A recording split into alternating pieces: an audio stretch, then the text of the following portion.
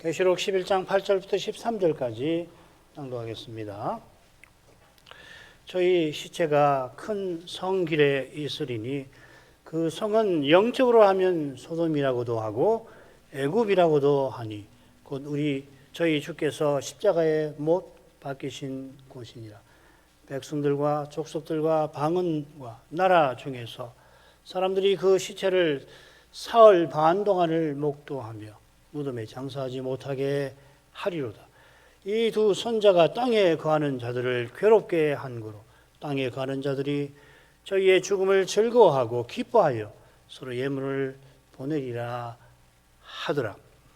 3일 반 후에 하나님께로부터 생기가 저희 속에 들어가매 저희가 발로 일어서니 구경하는 자들이 크게 두려워하더라.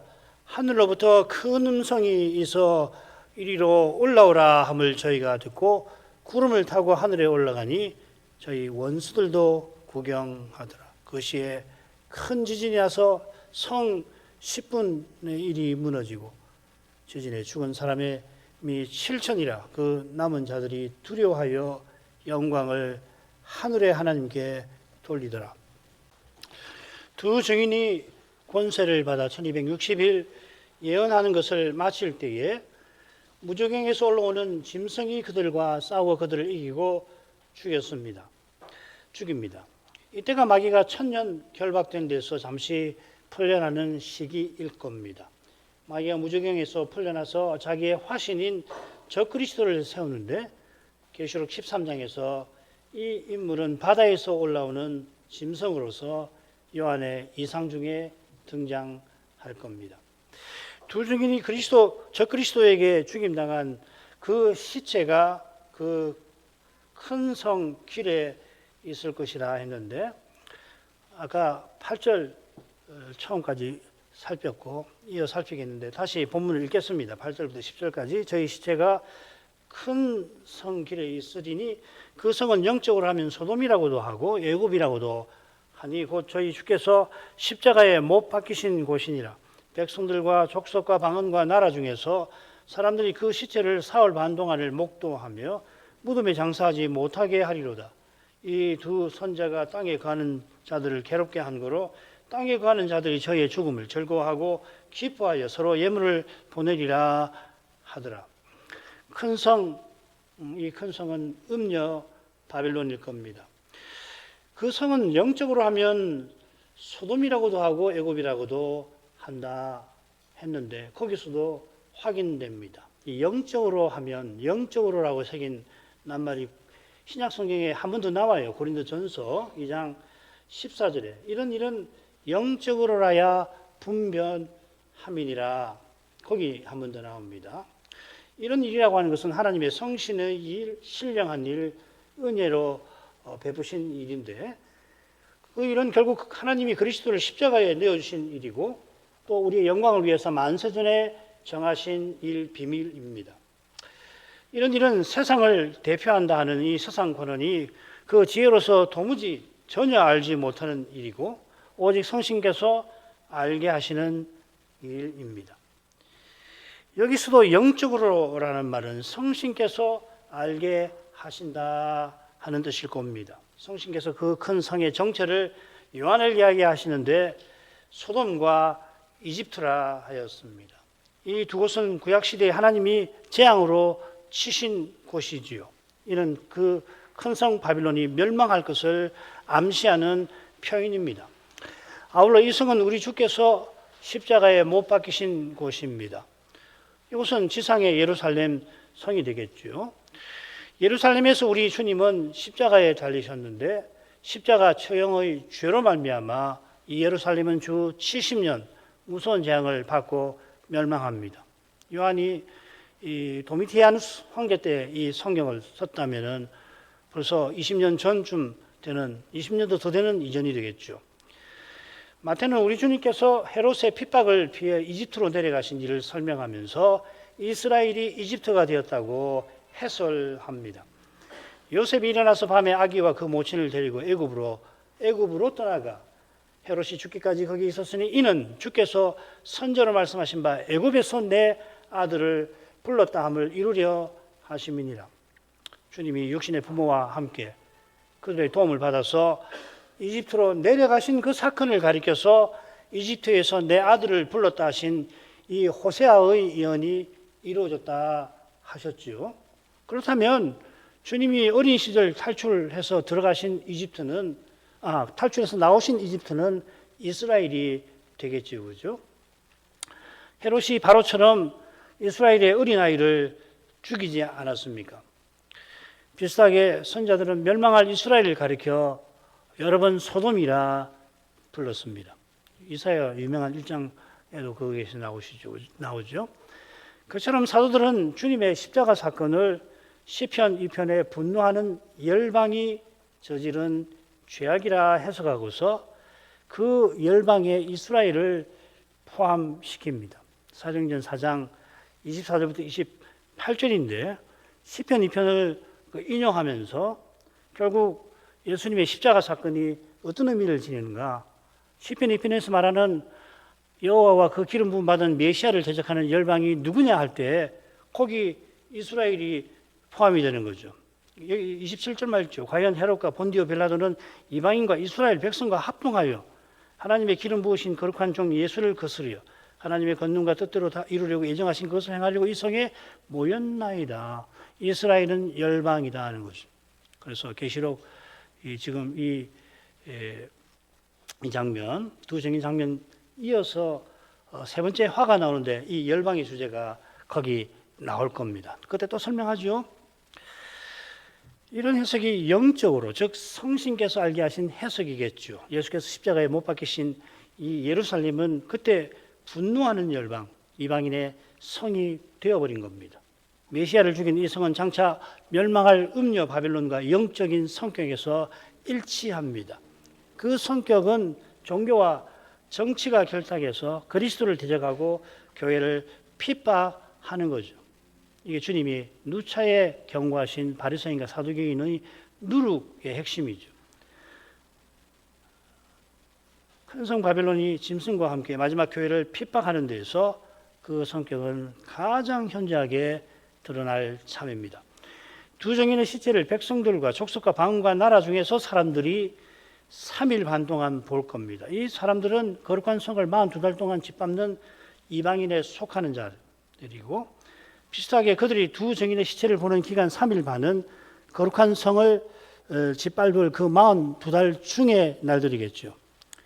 이방인이 거룩한 성을 짓밟는 일은 역사 내내 이루어지는데 그 끝에 짐승이 두 증인을 죽이고 그 시체를 이 짐승을 숭배하는 온 세상 사람이 땅에 가는 자들이 볼 겁니다.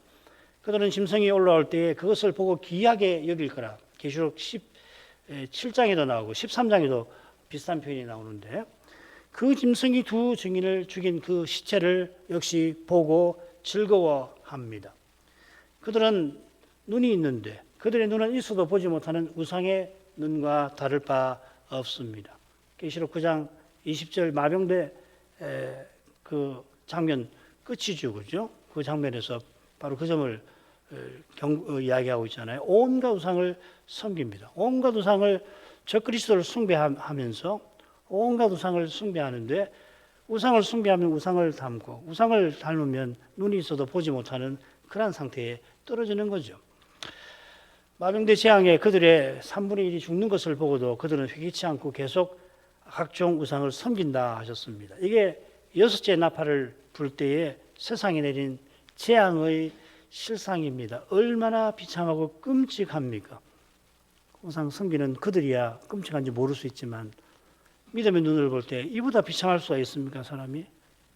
더 비참한 건 둘 때 불못에 떨어질 때겠죠. 물론. 그들이 두 증인의 시체를 보는 태도와 심정은 하나님께서 눈 주신 뜻을 깡그리 짓밟는 것입니다. 눈, 이성 뭐 이런 거 다 포함하겠죠. 그런 까닭에 그들은 두 증인의 시체를 무덤에 장사하지 못하게 합니다. 저 옛날 블레셋 골리앗이 자기에게 다가오는 소년 다윗을 보고는 자기 신들의 이름으로 그를 저주하면서 내가 너의 고기를 공중의 새들과 들짐승에게 주리라고 장담하였습니다. 시체가 안장되지 못하는 것이 고대 근동에서는 신의 저주였던 것입니다. 지금 짐승을 따르는 이들도 우상의 이름을 부르면서 두 증인에게 저주를 퍼붓는 겁니다. 안장하지 못하게 한다는 것은. 그 이유가 10절에 이렇게 나옵니다. 이 두 선자가 땅에 가는 자들로 괴롭게 한 거로. 이 절은 10절 후반부에 나오고, 앞서 땅에 가는 자들이 시체를 장사하지 못하게 한 다음에 어떤 일이 이어지는지를 원문상으로는 10절 전반부에 나옵니다. 10절이 원문의 순서가 뒤바뀌어 있습니다. 그래서 원문의 순서대로 먼저 보고 그 다음에 저주한 이유가 뭔가를 이어 살피죠. 땅에 가는 자들이 저희의 죽음을 즐거워하고 기뻐해서 서로 예물을 보낸다 했습니다. 이 구절의 사람들은 우리가 생각한 대로 땅에 가는 자들이죠. 이 도표 기억하실 겁니다. 계시록 6장 10절에 죽임당한 영혼들이 탄식 기도하는데 땅에 가는 자들이 한 번 나오는데, 이 경우 땅에 가는 자들은 말세 때 적그리스도를 숭배하는 자들이라고 보기는 좀 힘듭니다. 역사 내내 교회를 핍박하는 자들로 보입니다. 그런데 나머지 모든 경우는 적그리스도의 시대에 그의 기이한 광경을 일들을 보고 그를 추앙하면서 그의 지시대로 교회를 핍박하고, 그래서 결국 영원한 둘째 불못에 떨어지는 자들로 일관되게 나옵니다. 땅에 가는 자들이라고 하는 표현이 매우 거의 전문적인 표현입니다. 한 군데를 조심하라고 말씀드렸죠. 14장에 땅에 가는, 그건 동사가 다르다고 말씀드렸습니다. 거기는 주의하셔야 됩니다. 14장 6절인지 16절인지 기억이 안 나는데, 이들은 두 증인, 즉 증거하는 교회가 없어진 것처럼 보여서 즐거워하고 기뻐합니다. 이 즐거워한다, 기뻐한다는 두 용어가 대조적 상황에 흥미롭게 쓰입니다. 이 즐거워한다는 말은 딱 두 번 나와요. 기뻐한다는 말은 계시록 3번 나오는데 각각 대조적으로 나옵니다. 지금 11장 10절에서는 땅에 가는 자들이 두 증인의 죽음을 보고 즐거워하고, 19장 7절에서는 어린 양의 혼인잔치를 즐거워하는데 같은 동사가 쓰입니다. 기뻐한다는 말은 여기서 땅에 가는 자들이 악한 쾌락을, 아주 육신적인 쾌락에 젖어 있는 모습이고요. 반면에 12장 12절에서는 마귀가 쫓겨난 것을 즐거워하고, 그 다음에 18장 19절에서는 음녀가 심판받는 것을 즐거워하는 장면인 겁니다. 지옥과 천국의 차이만큼 두 즐거움은 이렇게 다릅니다. 하늘과 성도의 즐거움은 영원할 겁니다만은 땅에 거하는 자들의 기쁨은 3일 반 동안만 지속될 겁니다. 3일 반 동안 그들의 즐거움은 둘째 사망에서 영원한 괴로움으로 바뀌게 될 것입니다. 그들은 자신의 즐거움이 3일 반 동안만 이어질 것을 꿈에도 생각지 못하겠죠. 이미 그들은 적그리스도의 이적을 보고서는 평안하다, 안전하다, 역사상 이러한 때가 없구나 하면서 이 짐승의 나라가 영구할 것처럼 착각하고 있었을 테고, 눈에 가시처럼 벼르던 두 증인의 그 죽음과 시체를 보고서는 이보다 좋은 일이 역사에 없구나 하고 만족하겠죠. 그러나 멸망이 홀연히 저희에게 이를 것이라 사도 바울은 예고합니다. 이들이 3일 반 동안 얼마나 즐거우면 서로 예물을 보낼 거라 했는데, 여기에 대한 학자들의 부림절을 가지고서 설명하는 경우가 있는데 그건 참고하십시오. 우리나라에도 명절 되면 서로 선물 주고받고 그러잖아요. 아주 즐거우면. 땅에 가는 자들이 악한 즐거움에 취해서 예물을 서로 보냈다, 이렇게 설명하는 것이 좋을 것 같습니다. 11절로 가겠습니다. 3일 반 후에 하나님께로부터 생기가 저희 속에 들어가며 저희가 발로 일어서니 구경하는 자들이 크게 두려워하더라. 10절까지는 전에도 말씀드린 것처럼 끝에 하더라 하고서 표현이 나와서 하나님께서 요한에게 말씀하신 내용이 3절부터 10절까지로 그렇게 번역이 되어 있는 거죠. 그죠? 그렇게 되겠죠. 그 내용은 동사의 미래형에서 짐작하듯이 이 3절에서 10절에는 주된 동사가 다 미래형입니다. 뭐 예언하리라, 1260일 동안 일이 예언하리라, 땅을 치리로다, 이런 일이 있으리라, 이렇게 요한 사도에게 미래에 있을 일입니다. 11절부터는 요한이 이상에서 보았던 장면이고, 여기서는 동사가 모두 과거 시제로 되어 있습니다. 이는 하나님께서 예언하신 일이 역사에서 실제로 이루어졌다는 뜻이 아니라 예언하신 일이 틀림없이 이루어진다 하는 뜻이겠죠. 참 묘미가 있습니다. 11절부터는 앞에서 말씀하신 일이 일과 연결해서 요한에게는 이루어진 일로 보이는 거죠. 그죠? 앞에서는 하나님께서 요한에게 이런 일이 있을 거다. 두 증인이 이런 일을 할 거고 이 두 증인이 증거할 때 해하는 자들이 불에 삼키고 그러나 이 짐승이 올라와가지고서는 무저갱에서 올라와서는 두 증인을 죽일 거고 그걸 보고 즐거워할 거다. 서로 선물을 주고받을 거다. 이렇게 말씀하시잖아요. 그죠? 그리고 11절부터는 그 다음 내용이 이루어진 장면으로서 요한에게 보이는 겁니다. 다음 일이 일어날 일이지만 일어난 사실 장면으로 보이는 것은 하나님이 말씀하신 대로 이루신다는 뜻이 아니고 뭐겠어요. 이런 두 증인이 짐승에게 죽임당할 거고 그들의 시체를 땅에 가는 자들이 즐거워할 거라 하는 말씀과 붙어 있지만 그 말씀과 얼른 정반대되는 장면을 통해서 생생하게 드러나고 있습니다. 3일 반 동안 그들의 시체가 안장되지 못하고 악한 자들에게 수치당할 거라고 하셨는데 3일 반 후에 놀라운 일이 요한이 보는 이상에서 발생했습니다. 하나님께로부터 생기가 그들 속에 들어갔습니다. 이 생기라는 말은 생명의 숨기운이라는 말이고 태초에 아담을 흙으로 빚으시고 그 코에 생기를 불어넣으신 이를 암시합니다.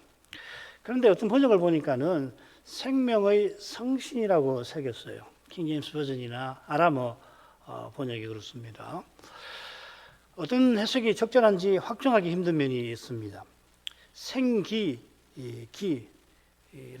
새긴 낱말이 훈유만데 계시록이 24번 나오는데 이곳과 다른 한 곳을 제외하면 성신 아니면 악한 영을 가리킵니다. 이곳 말고 다른 한 곳은 다른 짐승이 권세를 받아가지고서 바다에서 올라온 짐승이 우상에게 생기를 주어 말하게 하였다. 여기 푸뉴마를 불어넣어서 말하게 하였다 이렇게 나옵니다. 여기 생기인데 두 증인에게 주신 것은 생명의 기운이고 여기서는 그냥 호흡을 불어넣어 살게 했다는 뜻입니다. 비슷하긴 한데 다르지요. 이런 근거에서 개혁처럼 새겨도 좋습니다. 아울러 죽은 두 증인이 다시 사는 일이니까 십자가에 못 박히신 그리스도께서 부활로 성신과 하나 되신 사건처럼 생명의 성신이 죽은 두 증인에게 돌아갔다. 이렇게 새겨도 나쁘지는 않을 것 같습니다. 아울러 다른 짐승이 우상에게 생기를 주는 것과 달리 하나님께로부터 생명의 생기가 죽은 두 증인에게 들어갔다 했으니까 이 마치 어떤 인격이 나와서 들어가는 것처럼 생명의 성신께 어울리는 것도 같아. 어떤 것이 나은지 모르지만은 아무튼지 이런 점들을 고려하실 만합니다. 3일 반 후에 저희가 발로 일었습니다. 두 증인이 죽었다가 다시 산 건데 하필 발로 일어선 모습을 요한이 보았습니다. 3일 반 동안 매장하지 않고 그 성 길에 나뒹굴어져 있으니 부패한 얼굴에 생기가 돌 수도 있을 거고 에스겔의 그 이상처럼 말이죠. 그들이 증인이니까 살아나서 무엇보다 말할 수도 있겠습니다. 그런데 두 증인이 다시 살아난 실정으로 일어선 모습이 언급됩니다. 그 이유는 그들이 세상의 주 앞에 섰는 두 감람나무 두 촛대인 사실과 관련이 있는 것 같아요. 의도적으로 일어섰다는 표현을 쓰는 것 같습니다. 주 앞에 섰는 모습은 주를 신실히 섬기는 태도죠. 하나님께서 증가라 하신 명령을 받들다가 죽임당했는데 다시 살았어도 이들은 하나님을 신실히 섬기려 하는 태도를 드러냅니다. 예언자의 성격이 거의 소실된 것 같을지라도 하나님께로부터 생명이 교회의 예언자로서의 활동 위에 다시 임하기 위해서 하나님께서는 그 교회 안에 예언자들을 다시 보내셔서 시대의 말기에 교회가 공중으로 휴거되어서 올라가기 전에 마지막 큰 등명을 한번 비춰야 할 것입니다.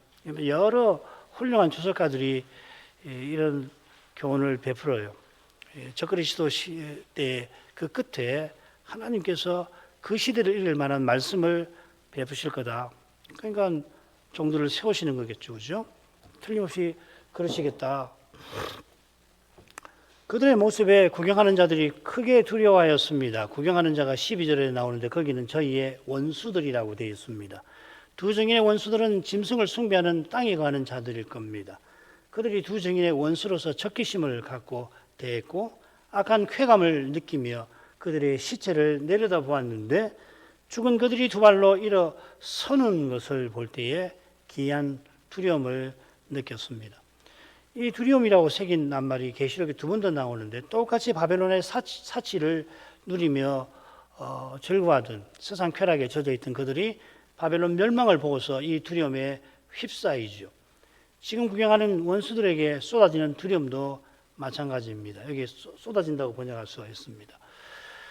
원수들이 느끼는 두려움이 아니라 그들에게 쏟아지는 그냥 감정적 측면만이 아니고 객관적인 성격을 갖는 두려움입니다. 이들은 마병대 재앙에 땅에 거하는 자 3분의 1이 죽어도 회개치 아니하던 냉담한 자들입니다. 사람이 이렇게 마음이 굳을 수 있어요.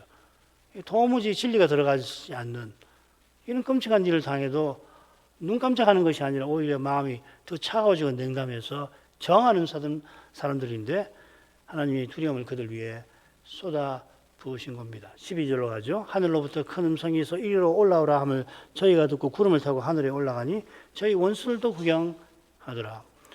두 증인이 다시 살아서 두 발로 섰는데 하늘로부터 큰 음성이 들렸습니다.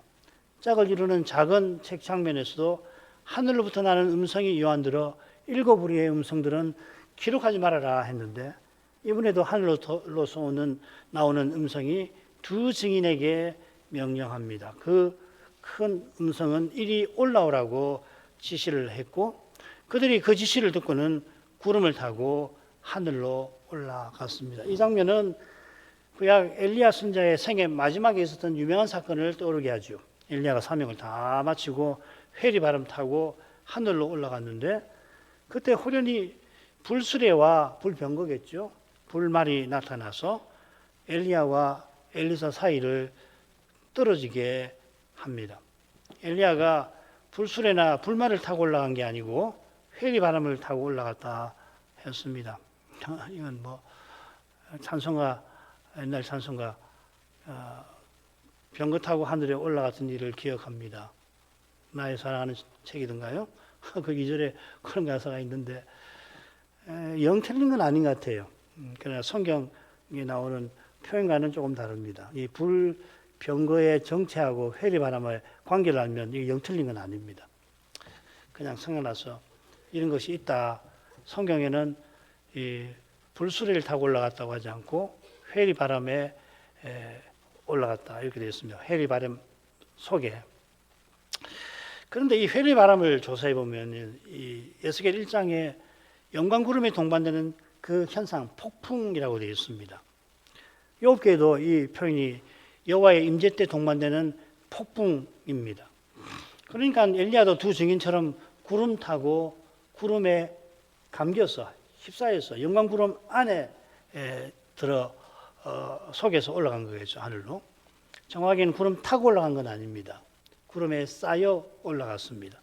엘리야도 회리바람을 타고 올라간 게 아니라 회리바람에 쌓여 올라갔습니다. 이런 점에 비추어 두 증인이 구름에 쌓여서 하늘에 올라간 것은 재림 때 공중에 들려 올라갔다라기보다는 이 두 증인이 엘리야처럼 맡은 사명을 다 이루었다 하는 것이겠죠. 두 증인이 죽었다가 3일 반 지나서 다시 살아난 것도 재림 때 부활의 몸을 입었다는 걸 가리키는 게 아닐 겁니다. 두 증인이 증거하는 사명을 다 이룬 것은 물론 이 사건이 재림 직전에 있을 일임을 보여줍니다만은 이게 정확히 어떤 사건이다 이렇게 딱딱 맞추는 것보다 혹은 그 못지않게 중요한 것은 이상에서 이 장면이 지시하는 교훈인 거죠. 지금 우리가 두 증인의 장면을 쭉 살피는 중인데 이 장면의 모든 세부사항이 어떤 구체적 역사 사건, 재림과 재림 직전에 실제로 발생할 어떤 역사 사건을 예언하는 건 아닙니다. 어쩌면은 장차 우리가 모든 것을 알게 될 때 과연 그렇다는 걸 확인하게 하실는지도 모르겠어요. 그건 뭐 저로서야 뭐 알 수가 없는 거니까. 하나님의 지혜는 무한하시니까 유한한 우리의 인식과 깨달음을 초월하는 방식으로 이상을 사도에게 보이셨을지 모릅니다.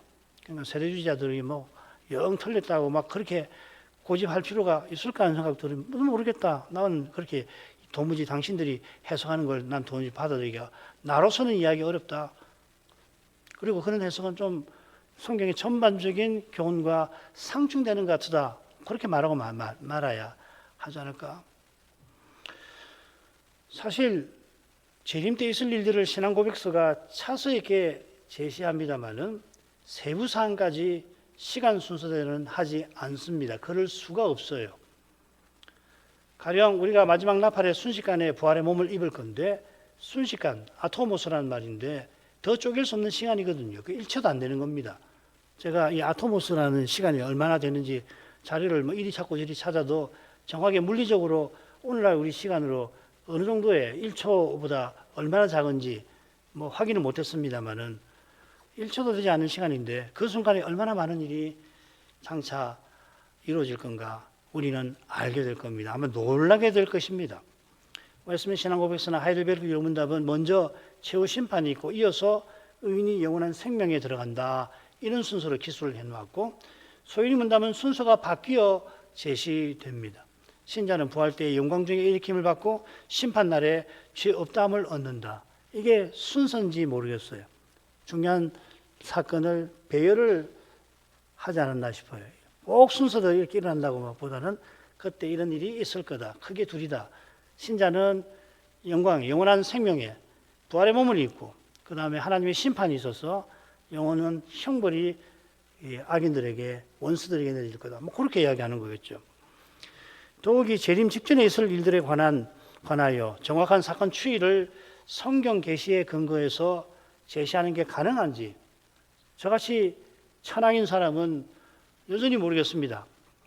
계시록만 하더라도 재림 직전에 주님께서 원수들을 멸하시는 장면이 여럿이지요.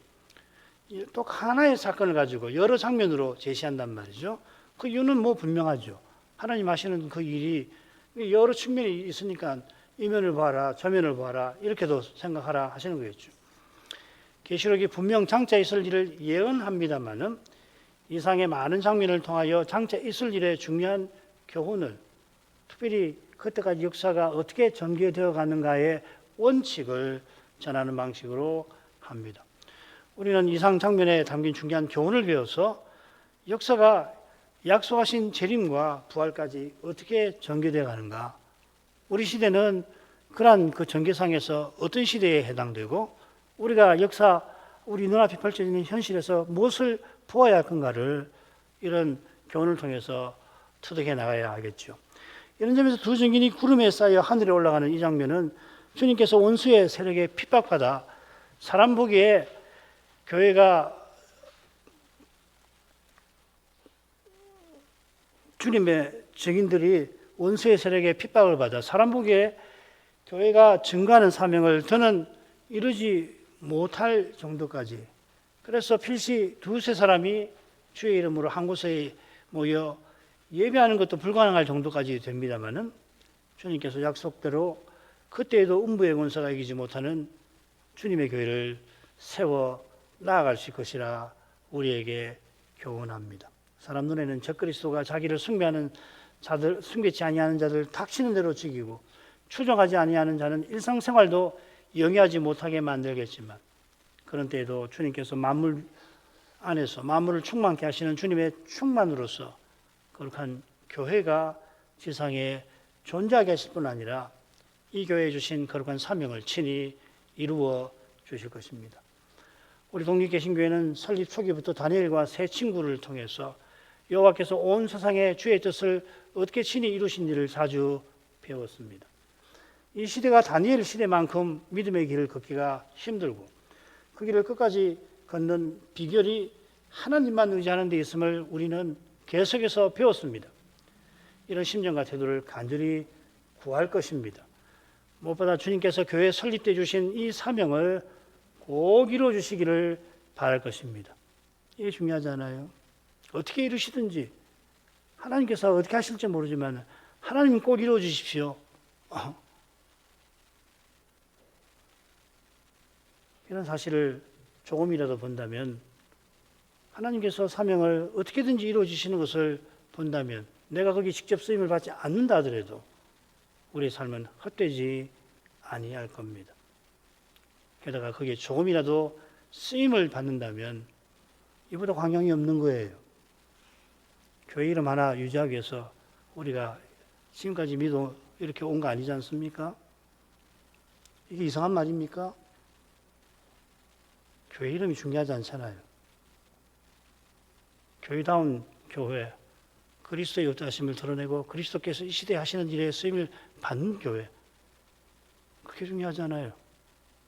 본질이 중요한 겁니다. 본질을 추구해야 합니다. 그러지 않으면 결국 형식에 갇히는 거예요.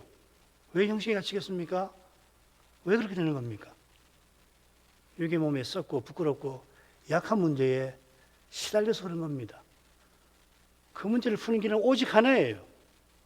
그리스도를 전심으로 믿고 의지하는 것밖에 없습니다. 그리스도가 드러나면 족한 거예요.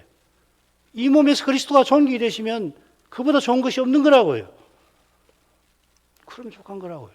나머지는 주님이 하시는 거라고. 원하시는 사람을 원하시는 때에 원하시는 만큼 하시면 되는 겁니다. 그게 중요하지 않습니까? 무엇을 추구하는가?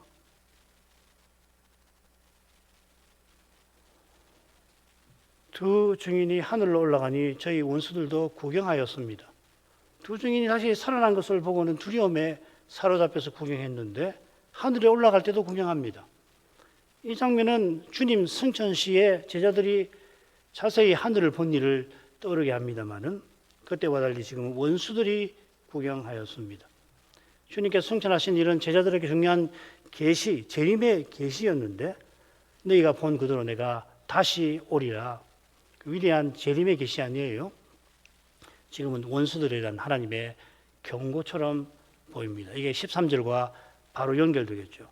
그 시에 큰 지진이 나서 성 10분의 1이 무너지고 지진에 죽은 사람이 7천이라. 그 남은 자들이 두려워하여 영광을 하나님께 돌리더라. 두 증인이 하늘에 올라가던 그 시에 큰 지진이 납니다. 성도의 기도가 향연에, 그리스도의 향연에 감사해 올라갈 때도 지진이 났는데 두 증인이 하늘로 올라가 하나님께 나아갈 때 그들이 전한 주신 사명을 다 이루고 올라갈 때 하나님 말씀이 이루어진 거 아니에요? 큰 지진이 큰 성에 납니다. 두 증인의 증거를 짓밟고 증거하는 증인을 죽인 일을 그 일에 앞장선 그 성에 하나님의 진노가 임한 겁니다.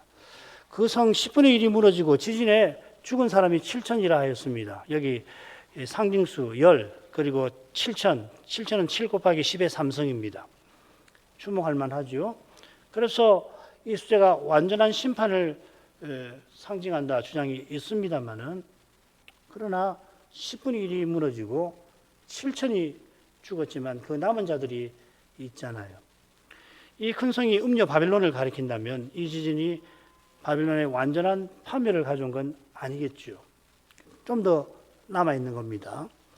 그런 점에서 그 남은 자들이 두려워하여 영광을 하늘의 하나님께 돌리는 일이 뭔가를 살펴야겠습니다. 그러니까 이 남은 자들이, 그 남은 자들이 누굴까? 우선 비슷한 표현이 마병대 재앙을 보면 죽지 않고 남은 자들이 있는데 이들은 회개치 않고 계속 우상을 섬기죠. 이들이 마병대 재앙 때 회개치 아니한다면은 아니했는데 두 증인의 승천을 보고 회개했다는 말일까요? 그러나 이 해석은 이들이 땅에 가는 자들이라는 사실에 무너집니다. 계시록에서 땅에 가는 자들은 생명책에 농명되지 않아 멸망할 자들입니다. 아울러 두 증인의 증거 사역이 마친 때니까 말씀 듣고 회개할 가능성이 없어질 겁니다. 게다가 두 증인의 증거 사역도 하나님의 심판을 경고하고 선언하여서 땅에 가는 자들을 괴롭게 하는 것이었습니다. 이런 점에서도 이들은 믿지 아니하는 유대인들로서 말세 때 죽게 돌이키는 자들, 로마서 11장에 있는 그 예언을 여기 적용시키는 주장이 있는데 역시 받아들이기 힘듭니다. 비슷한 표현이 모세의 노래 어린 양의 노래에 이렇게 나옵니다. 15장 4절이에요. 주여 누가 주의 이름을 두려워하니 하며 영화롭게 하지 아니하오리이까. 이 노래는 마지막 재앙이 예고된 후에 지금 이 막간의 두 장면하고 이어 나오는 일곱째 나팔, 여섯 나팔하고 비슷한 상황입니다. 짐승과 그의 우상과 그의 이름의 수를 이기고 벗어난 자들이 하늘 유리바다가에서 이 노래를 부르는 겁니다. 그들은 이미 하늘에 이르렀고 곧 마지막 재앙이 일곱 대접을 통해서 땅에 쏟아질 참입니다. 계시록 15장은 짧지요. 그리고 바로 16장 일곱 대접으로 이어집니다. 마지막 재앙이 쏟아져 내릴 때 누가 주를 두려워 아니하고 영화롭게 아니하겠나이까 말한 겁니다. 요컨대 마지막 재앙을 당하는 이들이 이런 말을 할 거라는 겁니다. 이것을 위해서 참고할 만한 말씀이 느부갓네살의 경우입니다. 느부갓네살이 다니엘 4장에 보면 자기 왕국의 영광을 자랑하다가 예언대로 7대 짐승처럼 살다가 다시 예언대로 왕위에 회복되었을 때죠. 하나님을 두려워하며 영광을 돌렸습니다. 여기 보면 이 큰 바벨론 내가 건설하여, 여기도 이 바벨론이 나옵니다. 느부갓네살이 하늘의 왕을, 여기도 하늘의 왕, 하늘의 하나님, 하늘의 왕 찬양하며 칭송하며 존경하였노니, 하나님이 그가 그렇게 하지 않을 수 없도록 거룩한 위엄을 드러내신 겁니다. 그러나 그는 참으로 회개한 건 아닙니다. 그처럼 남은 자들도 하나님의 일에 압도되어서 그런 반응을 보였을 뿐이라고 해석하는 것이 가장 그나마 원만한 해석으로 생각됩니다. 자, 이만큼 하고 마치죠. 기도하겠습니다. 걸어가신 아버지 두 증인이 증거하는 사명을 끝까지 이루게 하시는 것처럼 그 사명이 마치게 될 때에 그들을 해하려는 원수의 권세가 잠시 막강해서 음부의 권세도 이기지 못하는 그 교회를 마치 없어지게 할 만큼 그렇게 강력하게 역사하게 될 것을 알려주셨습니다. 주의 충직한 종이 50년도 넘는 과거에 그런 비슷한 일이 그때에 벌써 일어나고 있다고 밝히면서 이 시대에 주님의 교회답게 살아가는 길이 얼마나 힘겨울 수 있는지를 우리에게 알려주었습니다만 저희가 미국에서 그 교훈을 미처 제대로 살피고 받들지 못한 것을 이제도 주의 앞에 겸손히 아뢰오며 저의 이런 부족, 결핍 또 주의 앞에 드러난 큰 죄를 회개치 않을 수가 없나이다.